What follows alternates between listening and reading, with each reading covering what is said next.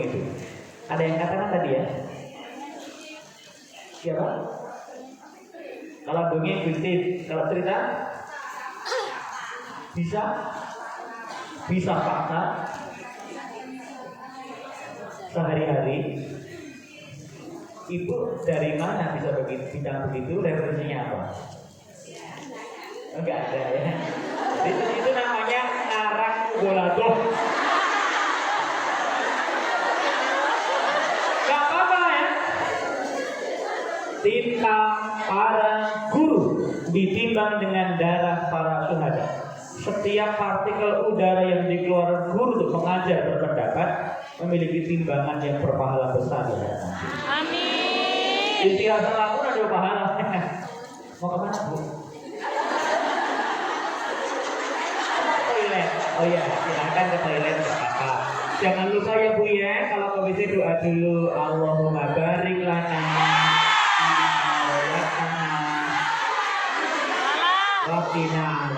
Betul salah? Betul.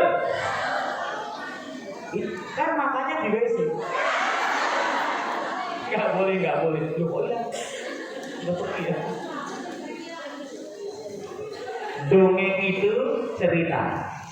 Tapi cerita belum tentu maksud kok.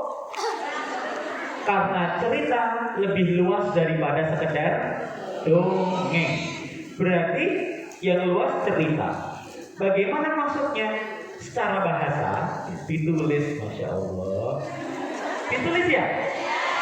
Ya, nanti tulisannya yang rapi ya, pakai Latin ya. Nanti kumpulkan pinggir. Akan saya lihat, saya nilai. Setelah itu pemeriksaan buku ya. Masya Allah. Wa haula wa la quwwata.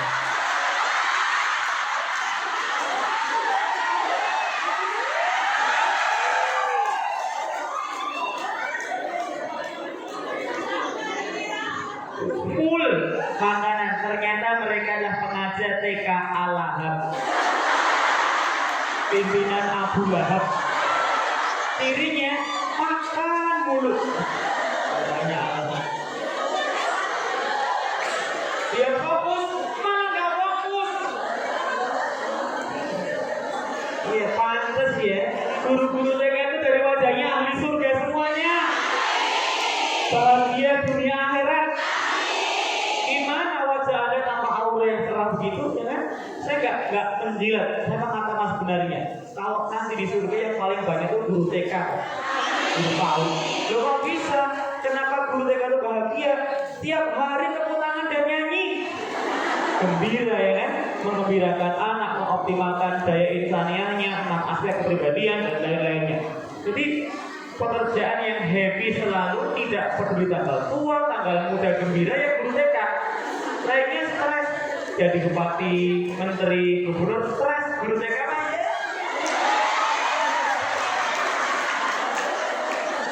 Meskipun di rumah juga banyak pikiran. Kenapa guru TK wajahnya terlihat subur-subur badannya? Karena guru TK adalah pelopor gerakan anti kemubaziran nasional. Anak-anak, makanya dihabiskan. Mubazir kawannya setan. Habisin. Ya udah bubur yang habisin aja ya. Bubur nggak muat, jadinya. Ya udah tinggal aja nanti bubur yang beresin. 30 muridnya pulang, gurunya mengumpulkan sisa konsumsinya, lalu mulai berdoa, Allahumma barik lana bima. Dengan ikhlas, seikhlas-ikhlasnya dihabiskan roti 1/4, 1/8, 1/16 dikumpulkan, dihabiskan. Itu namanya gerakan anti kemubaziran. Sedangkan berkah ada pada bagian akhir makanan. Berarti Anda mendapatkan berkah yang sangat banyak. Pantes guru TK lemu-lemu.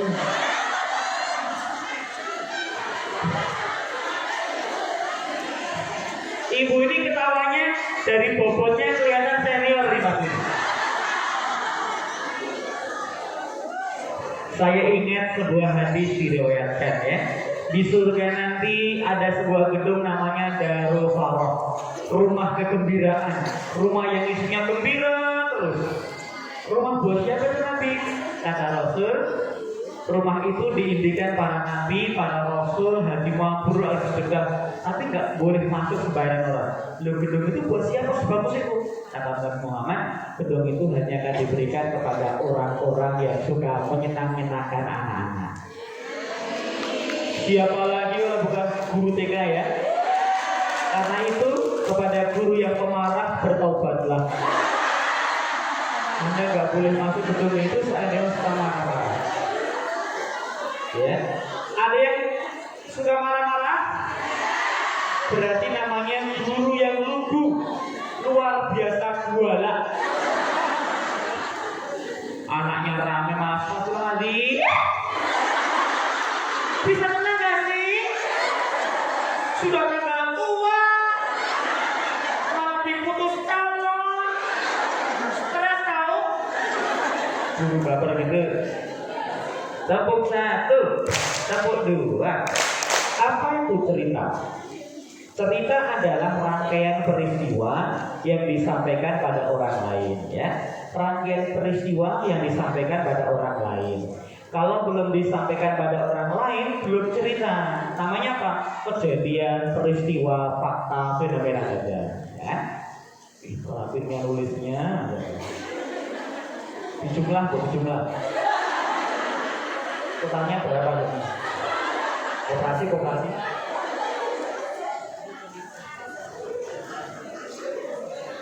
Ibu ketawanya.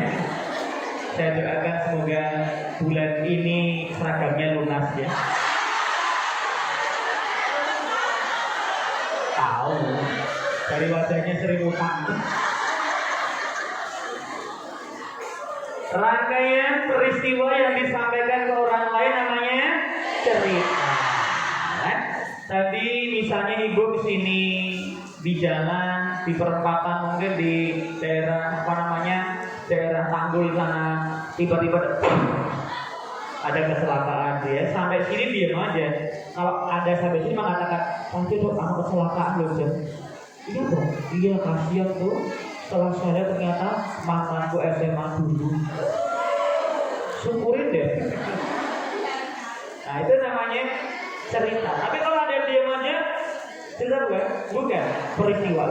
Jadi ada peristiwanya, ada tokohnya, ada kejadiannya, ada sampaikan, ada tuturkan. Itu namanya adalah cerita. Lalu kalau kita bilang klasifikasi, setelah kita definisikan klasifikasinya, apa saja itu? Berdasar kejadiannya, cerita dibagi dua. Ada yang nyata dan nggak nyata ya. Ada yang nyata dan nggak nyata. Semua cerita yang tidak nyata disebut. Kalau yang nyata disebut, ya cerita nyata, reality, ya, secara yang nyata. Kalau yang dongeng namanya fiktif, bukan fiksi, fiktif. Kalau fiksi itu lebih luas juga, bikin ada artinya semangat bisa, artinya adalah hiperbola tidak bisa, ya. Fiktif. Supaya konkret, mari kita berikan contohnya. Contoh cerita yang nyata apa? Satu, histori, sejarah atau tarikh. Itu cerita nyata, sejarah ya. Misalnya sejarah kota Jember di hari ulang tahun yang kesekian ratus, itu sejarah. Sejarah Indonesia, sejarah Majapahit, sejarah Perang Dunia.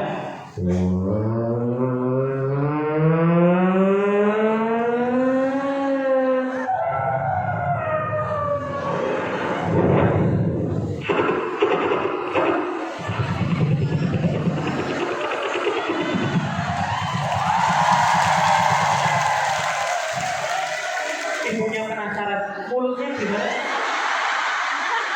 Sabar nanti, cari. Saya GR, kok bagus mulutnya tetangga? TV-nya kemana TV-nya? GR. Itu namanya sejarah penulisnya sejarawan, data fakta sejarahnya harus valid, itu namanya sejarawan tulisnya. Pendongeng boleh nggak tulis sejarah? Nggak boleh, ya kan? Ini sejarah. Yang kedua namanya biografi.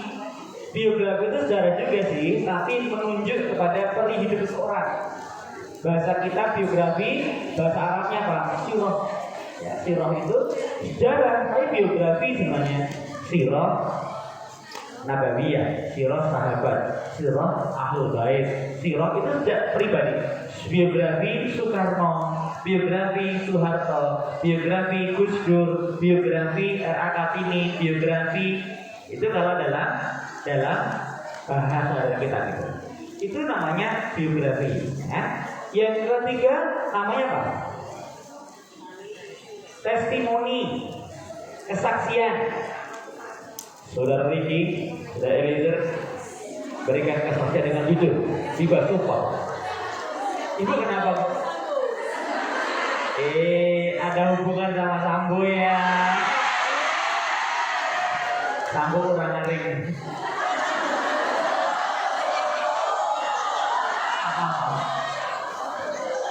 Nah, itu kesaksiannya, meskipun kalau palsu juga kita, tapi kesaksian itu adalah pengakuan eksklusif terhadap sesuatu ya. Silakan ibu ke depan kesaksian pada obat ini, ibunya maju ke depan.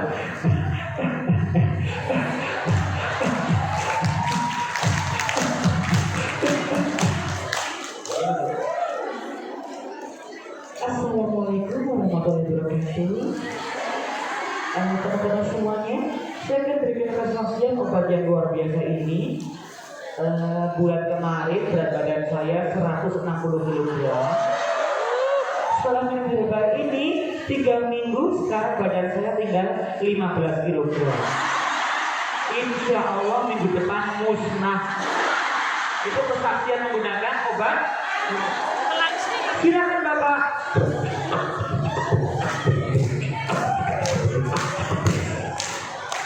Assalamualaikum warahmatullahi wabarakatuh. Izinkan saya menyampaikan testimoni tentang obat ini luar biasa dan biasa dijual. 5 tahun saya mengalami sakit komplikasi jantung, paru-paru dan panu. Setelah minum herbal ini, jantungnya sembuh sejauh, paru-parunya sehat, bahkan parunya merajalela. Itu namanya kesaksian menggunakan obat yang sangat menjijikkan. Ini kesaksian ya. Nah, gimana ibu kesaksiannya ke Tanah Suci kemarin? Masya Allah, saya kira Ubud tempat yang paling nyaman, paling tenang ya untuk healing kembali. Tapi ternyata kenikmatan ke Tanah Suci, mungkin yang Kristiani bisa ke Holy Land, saya ke Mekah, sebagainya gitu ya. Itu rasanya beda. Kepuasan rohani lain dengan kepuasan batin jiwa biasa. Rasanya beda loh. Terima kasih. Sama-sama. Itu pengalaman cuma testimoni. Pengalaman yang nggak semua orang alaminya kan? Eksklusif. Nah, yang keempat selain testimoni, tarikh sejarah, biografi atau sirah, ini testimoni, kesaksian. Yang keempat adalah pengalaman biasa. Bocah-bocah ngerti orang, dia guru di sekolah orang gampang loh. Melaku 15 km lewat alas Bumitir kono. Padahal ono begal, ono kewan, malah begale melamar guru. Ternyata berangkat sekolah sering lihat perimanya itu ya, lama perimanya menggunakan badannya penuh tato, yang depan tatonya SpongeBob, yang belakang Doraemon, namanya Song the Sip, batuknya Hello Kitty.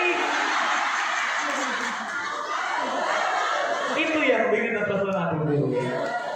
Itu pengalaman. Anak-anak mau tahu nggak kenapa guru menggunakan jilbab? Ada ceritanya. Dulu Bu Guru pernah stres karena putus yang ke-75 kali. Bu Guru kemudian sempat menginap di rumah sakit jiwa 6 tahun sampai lulus. Satu hari ada seorang rohaniawan, seorang ustazah menasihati Bu Guru agar hidupnya tertata dengan iman. Lalu Bu Guru merasa salah selama ini, ingin mengatur hidupnya dengan nafsu keinginan itu sendiri, bukan bagaimana maunya Tuhan, maunya Allah untuk kita. Lalu Bu Guru istighfar, lalu mulai benahi diri, penuhi panggilan yang Maha Kuasa. Bu Guru tiba-tiba nyaman menggunakan jilbab. Awalnya jilbabnya sapu tangan, bulan depan taplak meja, sekarang spray. Nah,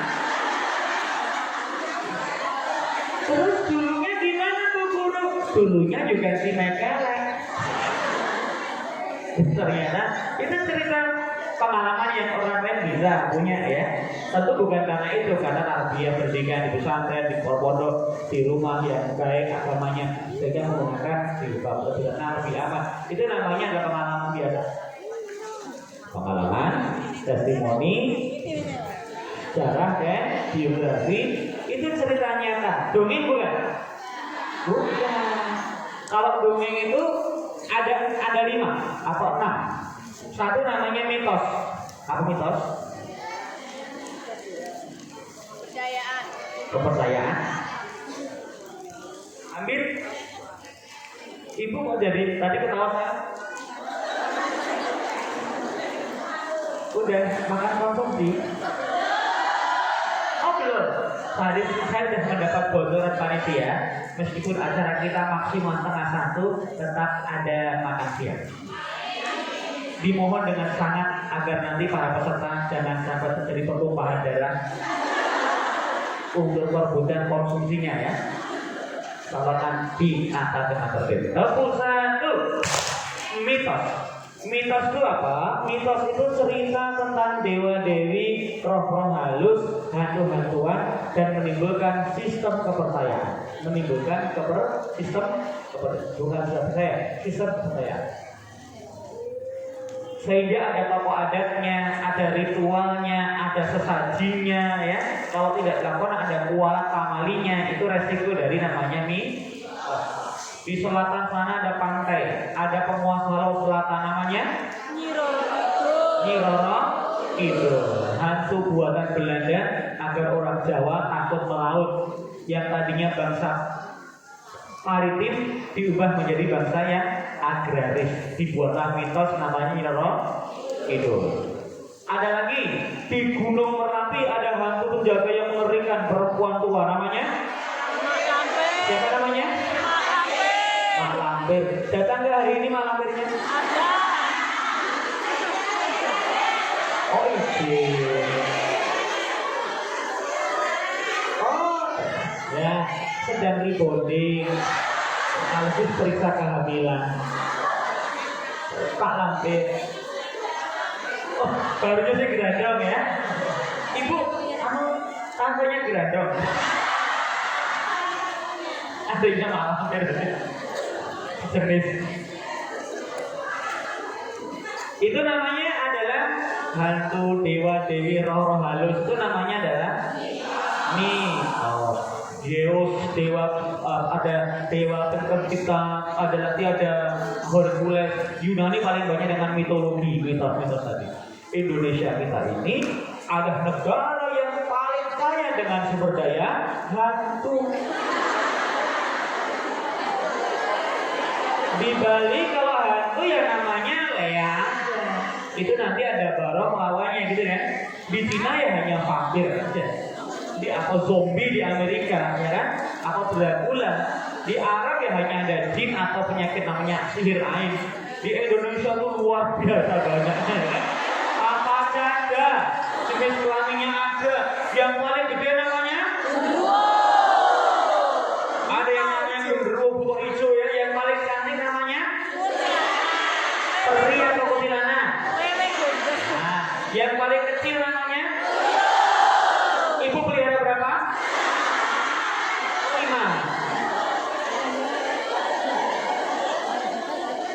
Nah, itu macam-macam. Ada yang pakai kolor hijau, kolor merah, nggak koloran, suster ngesot, guru ngesot, nenek gayung, macam-macam. Nenek gayung, ada.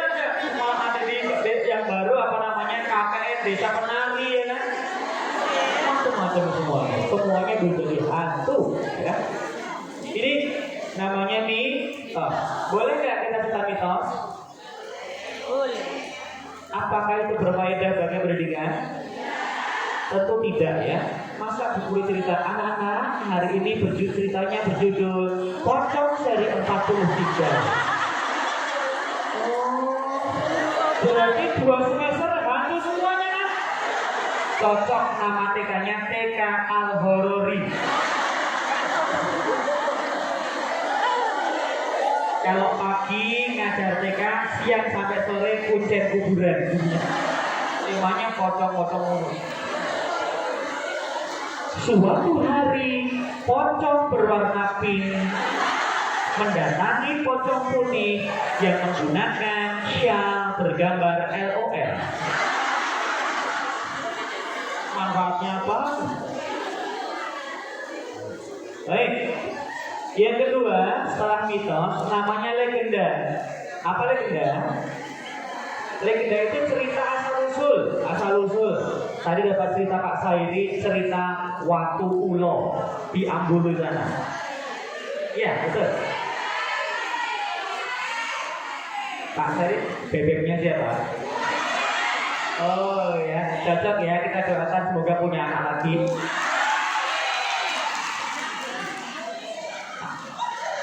Kan bisa dibayangkan, beliau gagah hamil lagi, ya. Pesan saya anak cukup 2 saja. Laki dan perempuan jumlahnya terserah. Jelas? Anak cukup 2 saja. Laki dan perempuan jumlahnya itu bahasa Jawanya KB, kerep bayar. Loh gimana? Sebagai guru kita harus hati-hati. Kalau program KB itu berhasil, muridnya sepi. Kalau muridnya banyak kan, alhamdulillah, ya. Berikan, sukseskan program KB, kerep bayar. Orang-orang hebat ini ya, anaknya banyak. Tepuk satu, tepuk satu, tepuk sambil teriak, tepuk satu, tepuk satu, tepuk 2, tepuk 2. Ini. Ternyata pakai legenda itu asal-usul. Ada ular besar makan manusia di Ambulu itu. Kemudian ularnya merasa berdosa, dia ingin dimakan manusia. Akhirnya dia bertapa sampai ketika badannya fosil mengeras, tapi masih hidup. Ada orang yang lihat ada kayu, dikira kayu dikapak, ternyata berdarah. Oleh orang diambil, ini daging. Kemudian dimakan. Nah setelah itu ularnya inisiatif untuk nyebur ke laut, akhirnya menjadi batu. Malin undang.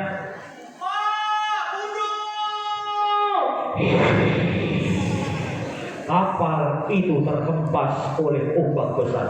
Malin undang tenggelam, kemudian menjadi batu. Masuk akal nggak? Mitos legenda itu kan nggak masuk akal. Kalau masuk akal ya bisa aja. Malin kundang jatuh tenggelam dan mati dimakan ikan teri. Tapi bukan soal masuk akal, bukan soal logis rasional, soal legenda. Ada candi Prambanan itu ya, buatkan 1000 candi. Kau telah menipu Rojo Baru. Aku tidak terima.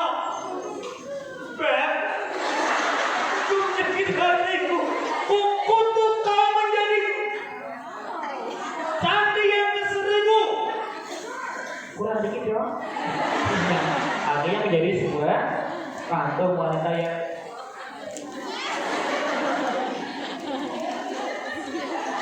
itu namanya adalah legenda. Legenda Kota Banyuwangi, Raden Barantang dan Sinandung, ya kan? Macam-macam legenda. Ada legenda batu menangis di pantai juga, ya. Legenda Danau Toba, laki-laki mencari ikan. Lihat sungai, kemudian melemparkan kayunya. Ternyata strike seperti kan.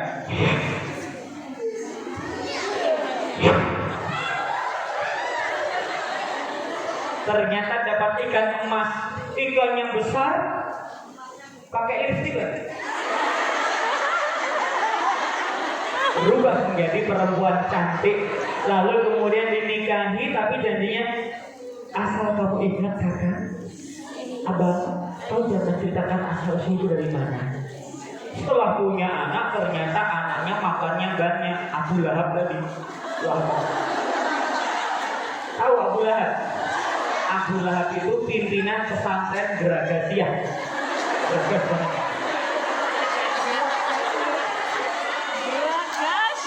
Nah, ayahnya marah, ngabis-ngabisin anaknya, ya.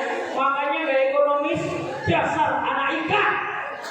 Tiba-tiba kata-kata itu didengar istri yang di dapur. Apa? Marah sang istri, petir menyambar-nyambar cucian laundry. Bumi bergoncang, menjatuhkan nasi di ruangan padam.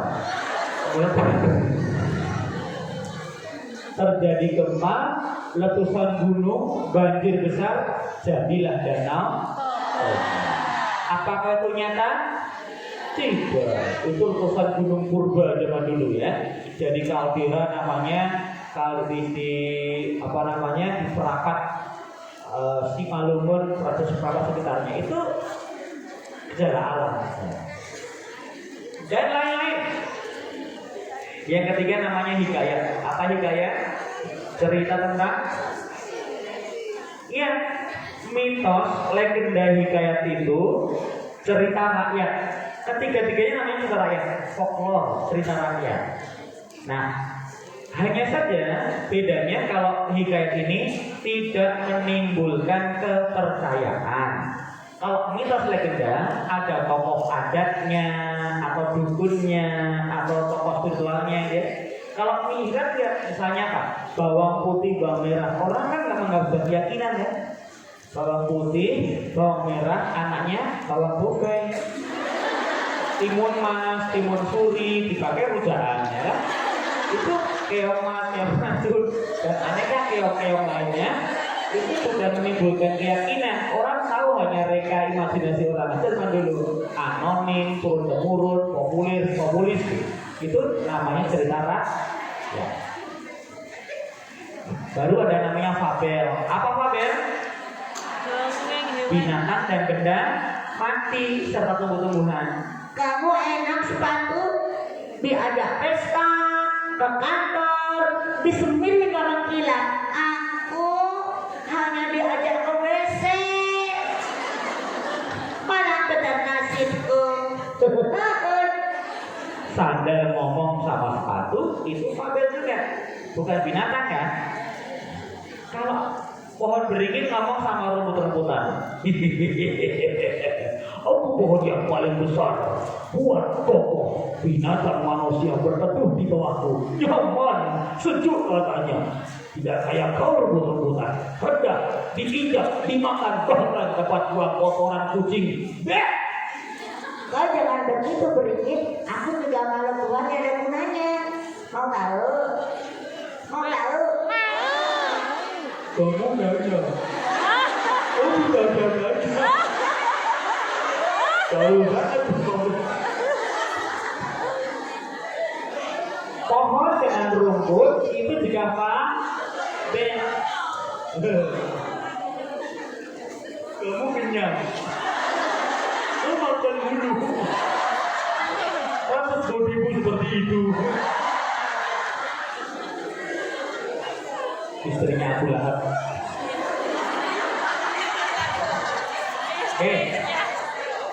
Fabel termasuk fiktif alias apalagi yang dongeng sage. Sage itu cerita pahlawan, tokoh-tokoh heroik ya, itu pahlawan. Jadi Batman, Gundala, Superman. Mengapa bangsa Eropa, Amerika itu suka bikin tokoh-tokoh fantasi? Karena mereka nggak punya pahlawan. Bikin Rambo, Terminator. Karena mereka banyak kejahatan, ya. Orang Eropa, orang Amerika khususnya. Orang Amerika itu kan asalnya dari orang-orang Inggris yang jahat, kemudian diasingkan ke Amerika atau Australia jadinya sebuah suku bangsa yang banyak penjahatnya, tinggi kriminalitasnya. Maka dibikin film-film heroik agar apa? Masyarakat itu terbangun heroismenya, mencintai kebenaran dan berani melawan kejahatan. Itu strategi budayanya orang Amerika begitu, ya. Karena mereka nggak punya pahlawan, kenapa? Karena mereka bangsa penjajah orang Eropa itu. Makanya pemerintah nggak punya pahlawan kan? Karena kita bangsa dijajah, diimperialisasi, maka kita punya banyak pahlawan. Nah itu, Batman, Gundala, Superman, itu adalah cerita namanya tadi Sage.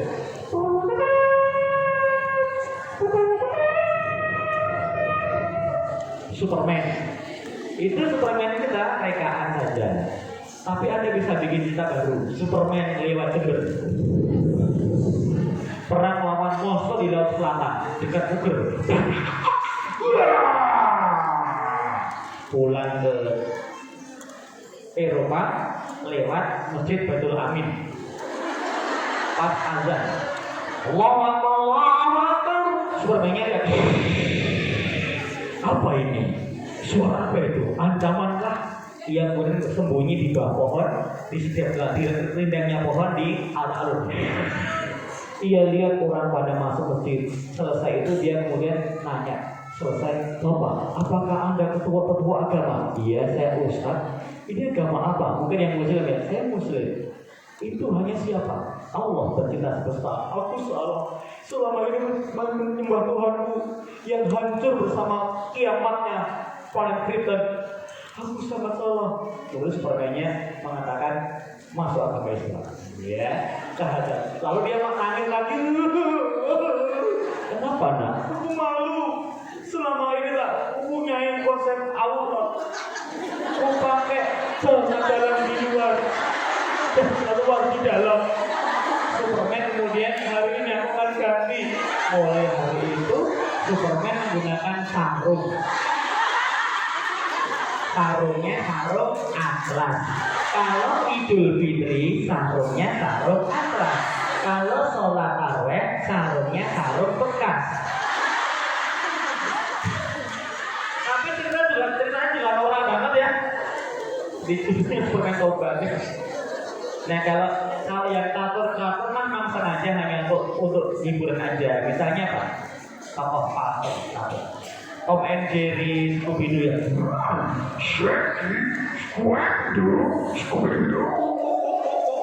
Ayo Jerry, kesini Jerry, kita main ukur-ukur. Hai Squidward. Yes, Bobo. Ini coba dulu soal banyak Squidward buatan sekali begini. SpongeBob SquarePants. Aku tak suka cara itu, mas pakai lagu SpongeBob. Saatnya mendengar cerita. Itu kartun, tapi gak masalah aja, karena gak ada tokoh musuhnya gitu ya. Popeye si berlaut. Popeye, Popeye dia sambil juga ada tokohnya Brutus musuhnya gitu ya.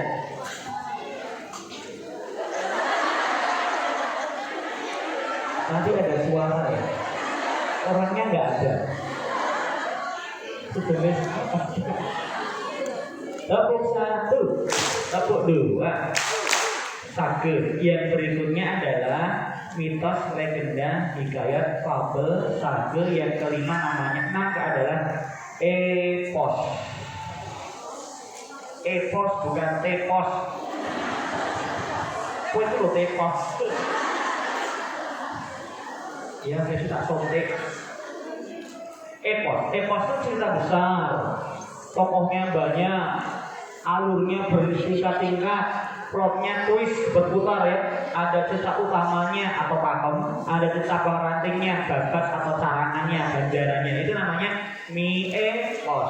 Mahabharata, Ramayana, Sutotinula, Sausepuh, Lagaligo itu 6.000 bait syair.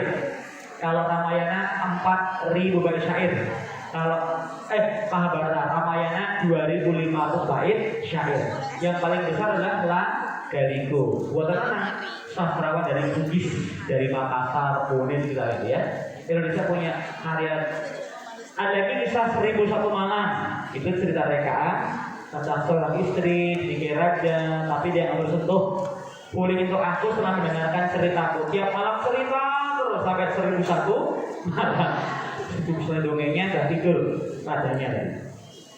Tidur secara husnul khotimah karena mendengarkan dongeng. Ini adalah dongeng. Jadi gampangnya begini, dongeng itu semua cerita yang tidak nyata. Nah, yang paling penting dan jangan sampai terjadi malah praktek mendongeng adalah apa sih mendongeng itu pakemnya? Seperti apa sebenarnya dongeng itu? Kan namanya menyampaikan cerita kan? Fantasi kan itu. Nah, pantomim itu ada menyampaikan cerita nggak? Deklamasi ada ceritanya nggak? Puisi ada ceritanya nggak? Sinetron ada ceritanya? Drama ada ceritanya? Monolog ada ceritanya? Semua menyampaikan cerita. Bedanya apa dongeng dengan pertanyaannya? Sama-sama menyampaikan cerita. Kalau menyampaikan cerita dengan nyanyi namanya operet.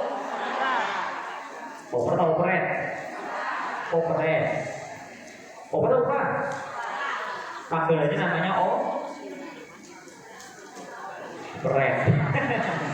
Operet itu kegiatannya, operanya itu namanya gedung opera, gitu ya. Nah itu namanya opera.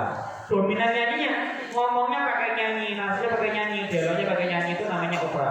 Itu cerita juga. Nah. Yang kedua, pantomim, gerak dominan apanya? Dominan gerak geriknya. Terus kalau monolog, apanya? Actingnya, dominan acting. Kemudian kalau puisi, dominan bahasa sastranya. Deklamasi, minyak kayu putih digosok di kepala, bendera merah putih, bendera Indonesia. Pantun ya. Minyak kayu putih digosok di kepala, rontok. Itu tema kedutaan. Puisi berjudul Wahai Bapak Guruku. Tepuk tangan semuanya. Anaknya masih. Wahai Bapak Guruku, mengapa belum menikah? Puisi karya Bu Guru. Oh ternyata Bu Gurunya naksir. Cie. Puisi Indonesia itu sudah apa namanya, bisa puisi. Dominan apa? Bahasa pilihan bahasa sastranya. Itu namanya puisi. Kalau dominan dominan apanya? Kalau drama kan dominan teater, drama dominan castingnya. Pelakon perannya, kamu jadi apa? Putri, pangeran, raja. Kamu jadi prajurit ya. Kamu jadi pohonnya. Kamu jadi pagar. Kamu jadi bunga. Itu namanya drama. Kalau dongeng ini pakemnya adalah berbunyi word storytelling without imagination. Apalah arti mendongeng atau storytelling bercerita jika tidak menimbulkan imajinasi? Saya ulang lagi. Pakem mendongeng itu adalah menyampaikan cerita dengan tutur kata, menuntun imajinasi. Itu pakemnya. Ditulis nanti ulangan ya, akan keluar. Bahkan kadang-kadang pendongeng pun nggak paham kalau itu ada pakemnya.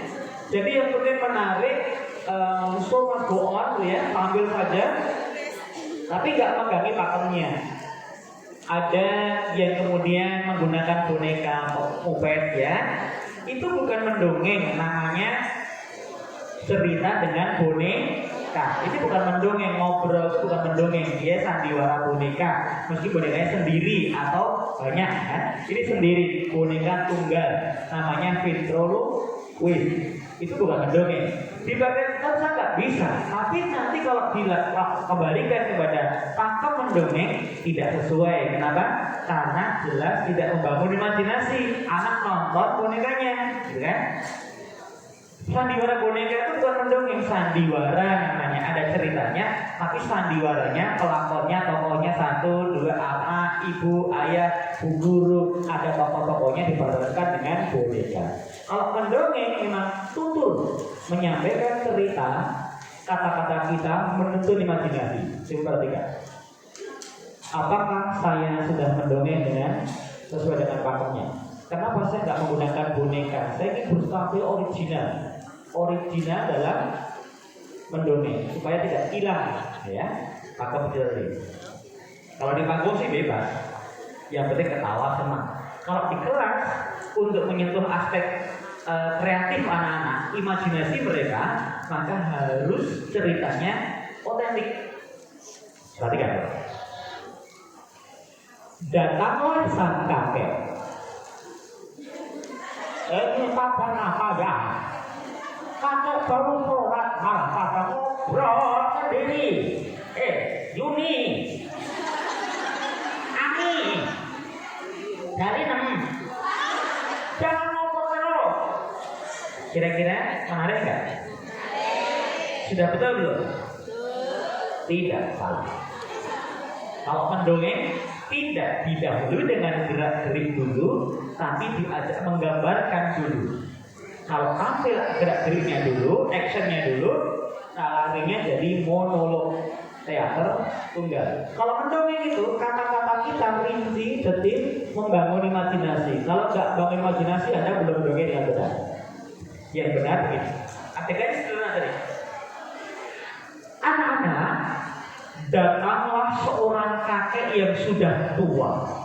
Anak kalau bayangin kan, umurnya 100 tahun, jenggotnya putih setengah meter, bajunya putih, celana putih, kopiahnya putih, berjalan terbongkok-bongkok, sesekali menyenggah wajahnya yang berkeringat. Kata-kata kita kan terasa ya, terbangun imajinasinya. Datanglah seorang guru yang mereka cintai. Bu gurunya menggunakan wajahnya cantik, jilbabnya warna merah, roknya hijau, baju kuning anak.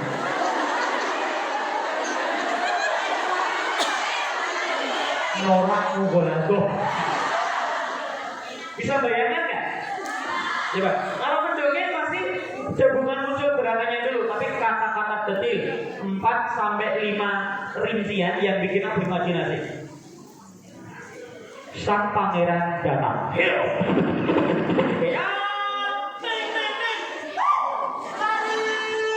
Perampok itu bubar. Itu menarik. Tapi ini namanya monolog teater tunggal. Kalau mendongeng nggak begitu. Mendongeng itu bikin imajinasi dulu, baru pakaiannya actingnya. Bukan acting dulu, baru imajinasinya. Contoh, datanglah seorang pangeran yang gagah dan tampan sekali, naik kuda berwarna coklat tua. Jubahnya kuning berkibar-kibar ditiup angin, pedang diangkat berkilau-kilau di terpa sinar matahari. Ia angkat lalu berteriak. Pedang itu menyambar para perampok yang kemudian lari tunggang langgang. Kalau saya mengatakan, datanglah pangeran yang gagah dan tampan. Anak kira-kira gimana? Oh ya bapakku.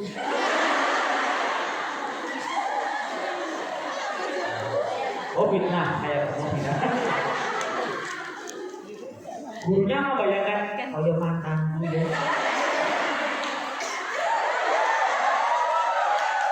Imajinasi dulu, meskipun adalah anak bayangkan kayak om, kayak bapakku. Jadi kalau dibuka kepalanya, imajinasinya wajahnya beda-beda pangeran.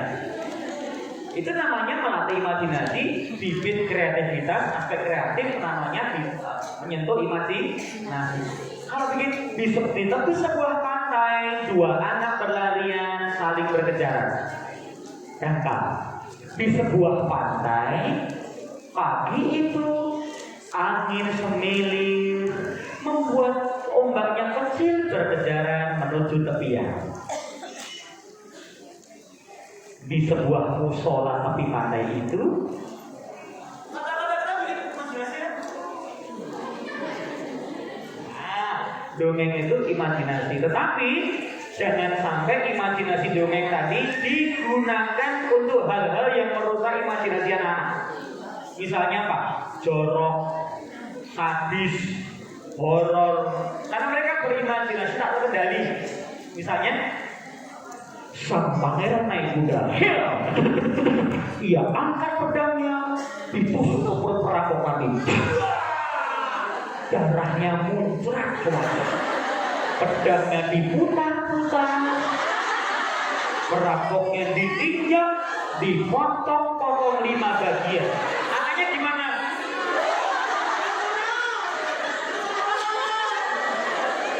Darahnya pun dijilat.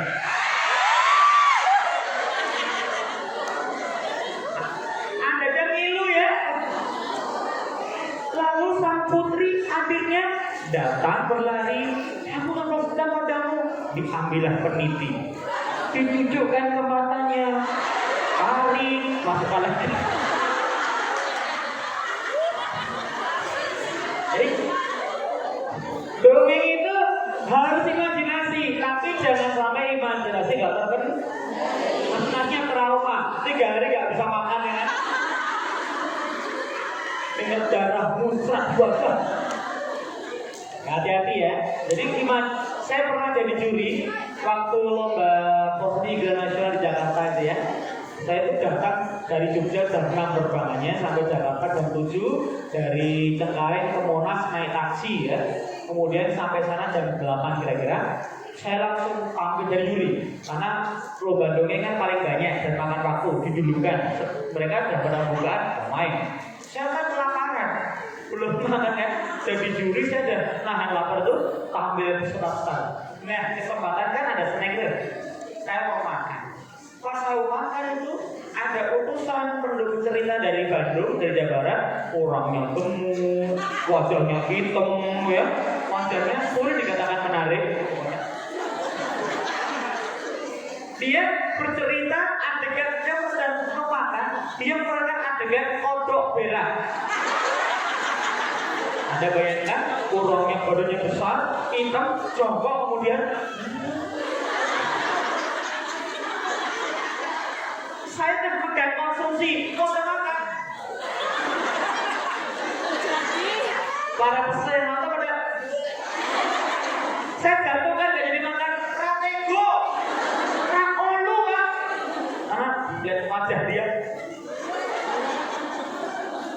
imajinasi terkena. Ceritanya porno misalnya. Hujan telah reda, 7 bidadari turun dari kayangan meniti pelangi. Wah, air sedang sangat jernih. Mereka putuskan untuk mandi sana. Anak-anak, para bidadari melepas pakaiannya. Juga selendang, sehingga tidak ada selai benang pun di tubuh mereka. Anaknya kira-kira gimana?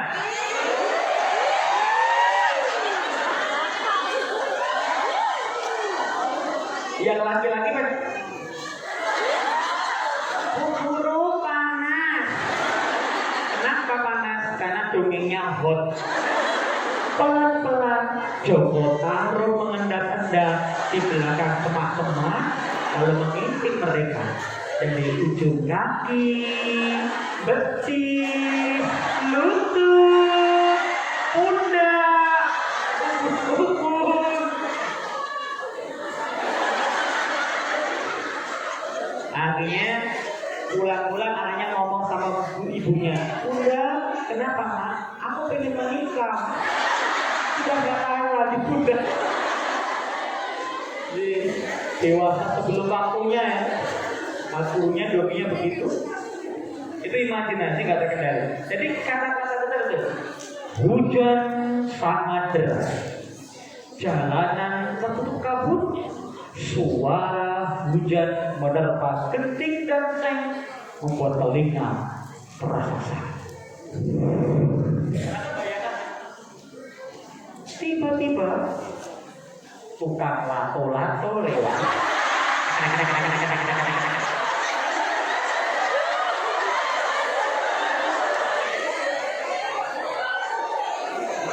Berimajinasi.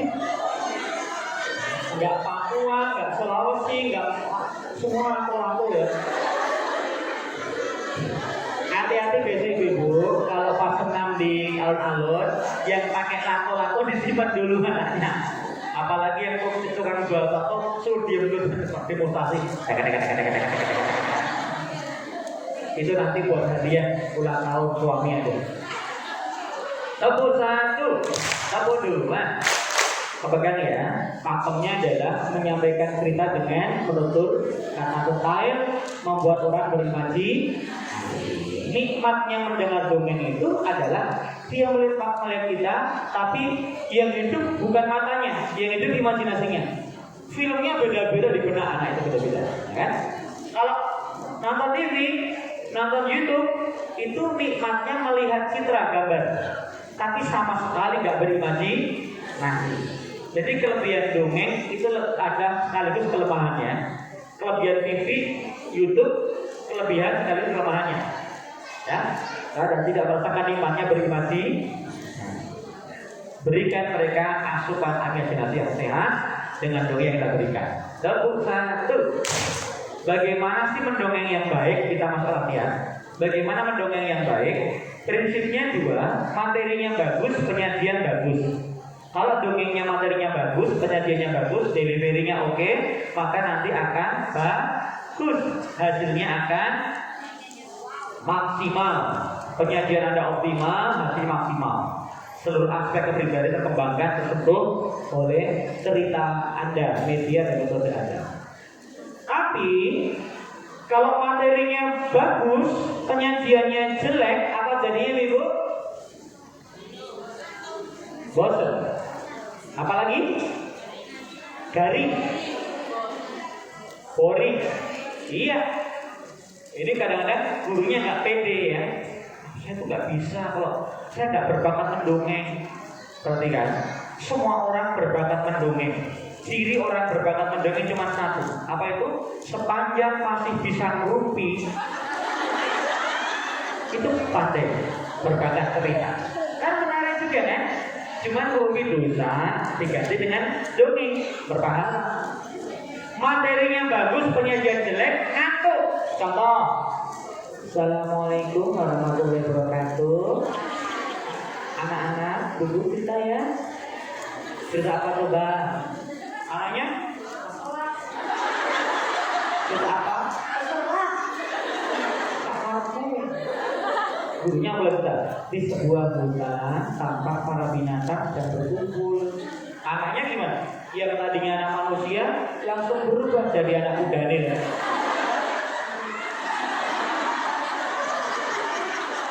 Lalu mengalir sungai-sungai di bawahnya. Terjadilah illegal logging, pembarangan liar.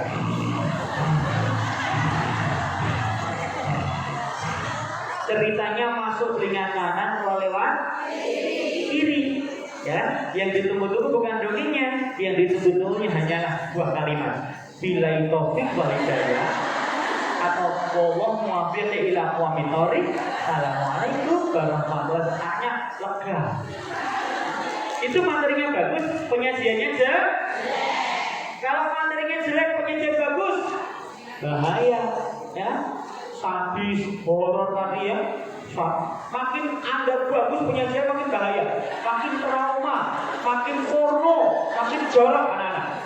Itu materinya jelek, penyajian bagus. Masih mendingan penyajian yang jelek, materinya bagus. Enggak ngefek dampak buruk, enggak. Ya kan? Kalau sudah bagus banget, ternyata porno, ternyata hantu-hantuan, kan bahaya. Cerita hari ini berjudul Misteri Malam Pertama.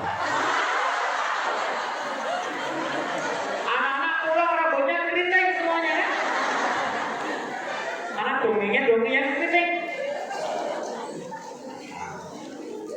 Kalau materinya bagus, penyajian bagus, ideal. Kalau materinya jelek, penyajian jelek, lengkap sudah. Cerita akan berakhir secara suul khotimah. Khotimah. Ya, gurunya cerita, anak dengar nggak? Enggak, anaknya malah pada tawaf.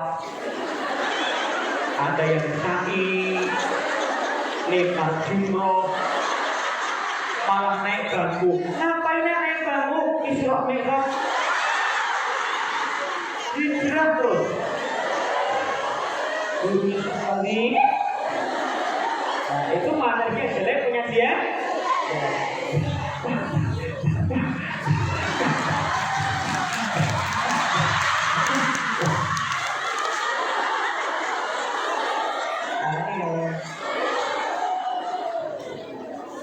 Ada yang disampaikan? Oh, difoto. Silakan.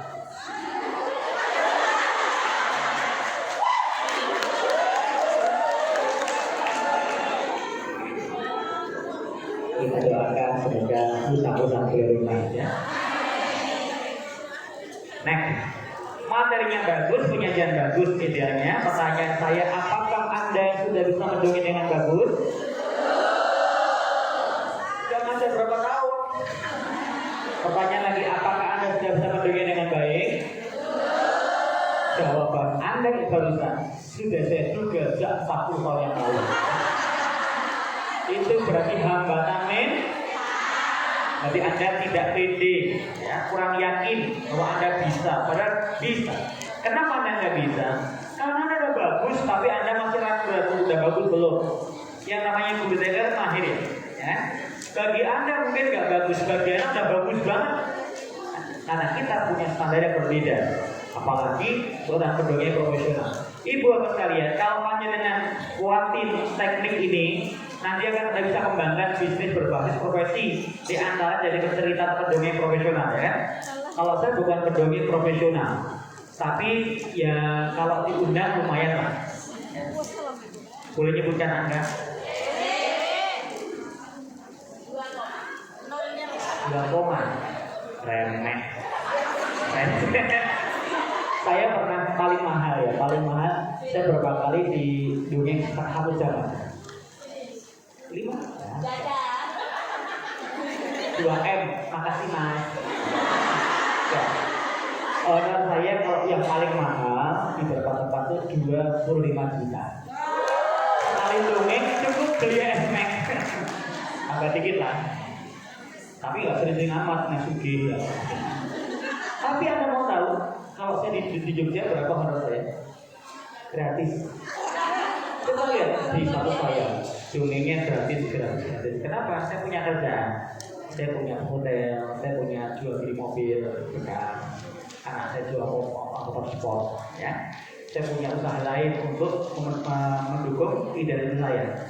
Lalu kan ada saat kapan saya paling senang bahagia mendongeng itu di saat saya mendongeng di depan orang yang membutuhkan. Jadi ketika saya sudah mendongeng di pengungsi di apa Rohingya, Uyghur, Suriah itu saya nyaman banget. Di situ tempatnya, karena mereka orang yang sudah dikebidangkan kan. Anda mau tahu di mana saya paling sedih mendongeng? Ketika saya diundang sebuah lembaga yang kaya raya, bisa mengundang saya semata-mata karena merasa bisa bayar saya. Itu sangat menyedihkan. Saya merasa salah tempat. Kenapa? Ini anak-anak udah pada senang-senang, ngapain disenang-senangin lagi ya? Karena saya bukan pria panggilan, pria terpanggil, bukan wanita penghibur, tapi yang menghibur. Kembali kita mengenalkan tentang apa itu kebaikan, apa itu keburukan, siapa Tuhan, apa kehidupan kayak ini. Satu orang anak saja bagi kita, bagi seorang guru, satu orang anak saja mendengarkan dongeng kita menjadi baik asbab cerita kita. Terinspirasi yang baik atau soleh itu lebih baik dari dunia seisinya. Ada tanya, saya mau Rasul di warung sedekah dongeng di Papua, Kendari, Gorontalo. Ya maksudnya kamu saya ada sekolah gratis. Karena mereka nggak mendapatkan banyak kenikmatan mendengarkan cerita. Kalau yang sampai segitu kan yang undang pasti perusahaan gede gitu ya. Kepuasan batinnya bukan ini gerakan transformasional, bukan transaksi langsung. Itulah para guru. Guru itu gerakan transformasi. Pun demikian jadi profesi gak apa-apa, boleh saja. jadi profesi, ya kan?